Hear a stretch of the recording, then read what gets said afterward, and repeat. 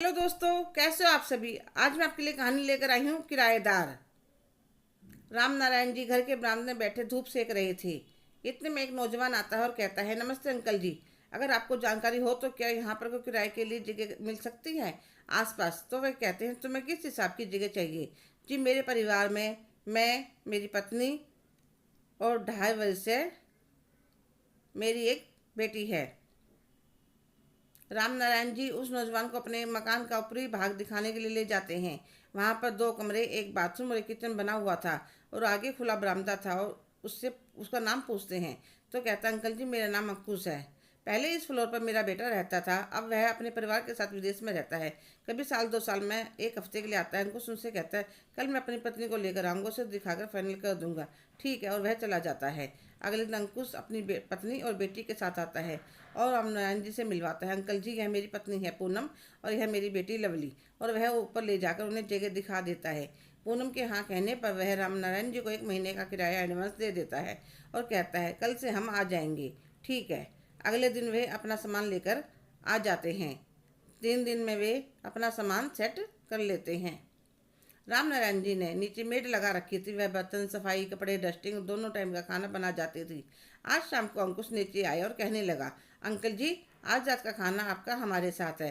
तो वह कहते हैं, बेटा परेशानी की कोई बात नहीं है, अभी मेड आएगी, वह खाना बना जाती है। कोई बात नहीं अंकल जी, आज रात का खाना तो आपको हमारे साथ ही खाना पड़ेगा। खाना तैयार होने के बाद अंकुश और लवली उन्हें लेने आते हैं। लवली उनका हाथ पकड़ कहती है, दादू चलो भूख लगी है। तो वह भी हंस पड़ते हैं, कहते हैं चलो।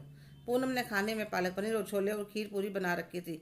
आज राम नारायण जी ने पता नहीं कितने समय बाद परिवार के साथ और गर्मा गर्म खाना खाया था। खाना खाने के बाद पूनम कॉफ़ी बना लाई। वे खा पी कर नीचे आ गए। राम नारायण जी अपने कमरे में आकर बिस्तर पर लेट गए। उनकी आंखों से आंसू बह निकले। पूरा परिवार है उनके, बहू, बेटा, पोता, पोती, बेटी, दामाद, नाती, नातिन, पर सब विदेश में बसे हुए हैं और अपनी दुनिया में खुश हैं। कभी महीने में 1-2 बार टेलीफोन कर लिया, हो गई उनकी जिम्मेवारी पूरी। 2 साल पहले जब सुधा भी उनका साथ छोड़कर चली गई तो वे बिल्कुल ही अकेले रह गए थे। जिंदगी जैसे रुक सी गई थी। बस अपने कमरे में ही पूरा दिन निकाल देते। थोड़ी बहुत देर बरामदे में बैठ जाते थे।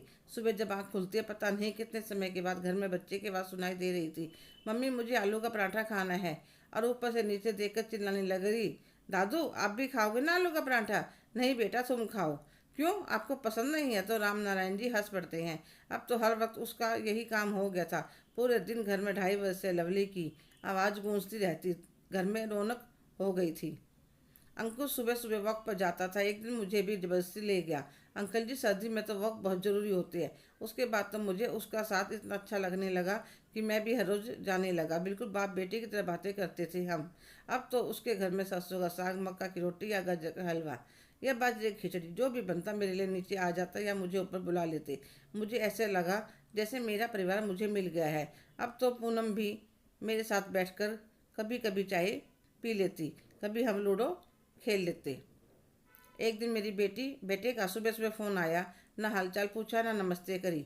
पापा आपने किसको किराएदार रखा है, सुना है बहुत चालाक है, आपसे बहुत मीठा मीठा बोलता है, ज़रा संभल कर रहिए, कहीं मकान अपने नाम ना करवा ले।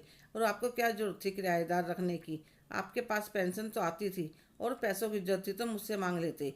पीछे से बहू बोलने लग रही थी, जमाना बहुत ख़राब है पापा जी, संभल के रहना, लोग अपने बनकर लूट लेते हैं। तो राम नारायण जी कहते हैं, बेटा अभी ऐसी नौबत नहीं आई कि तुम्हारे बाप को तुमसे पैसे मांगने पड़े। दूसरी बात, मैं किसी को किराए पर नहीं रखा। वह तो मेरे बेटा, बहू और पोती है जो मेरा इतना ध्यान रखते हैं। और जब तुम लोग विदेश में बसे हुए हो, वहाँ पर इतना कमा रहे हो, तो आपके मकान पर क्यों नज़र रखे हो। यह मेरा मकान है, जो मेरा दिल करेगा मैं वही करूँगा। जब तुम लोगों को मेरे सुख दुख से कोई मतलब नहीं है तो मेरे मकान से भी कोई मतलब नहीं रखना चाहिए। यह मेरी प्रॉपर्टी है, इसका जो मैं चाहूँ वह कर सकता हूँ। अगर मैं किसी को देना चाहता हूँ तो तुम मुझे रोक नहीं सकते और आइंदा मेरे पास फ़ोन करने की कोई ज़रूरत नहीं है। राम नारायण जी एकदम से कुर्सी पर बैठ जाते हैं। कितनी नालायक औलाद है।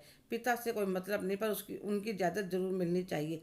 पर मैं ऐसा नहीं होने दूंगा। जहाँ मुझे प्यार और सम्मान मिलेगा, मेरी जायदाद पर भी उसी का हक होगा। और फिर वे गुनगुनाते हुए मॉर्निंग वॉक के लिए ट्रैक सूट पहनने लगते हैं। हेलो दोस्तों, कैसे हो आप सभी। आज की कहानी आपको कैसी लगी कमेंट करके ज़रूर बताइएगा। अगर आप मेरे चैनल पर नए हैं तो प्लीज़ लाइक, शेयर, सब्सक्राइब करना ना भूलें। धन्यवाद।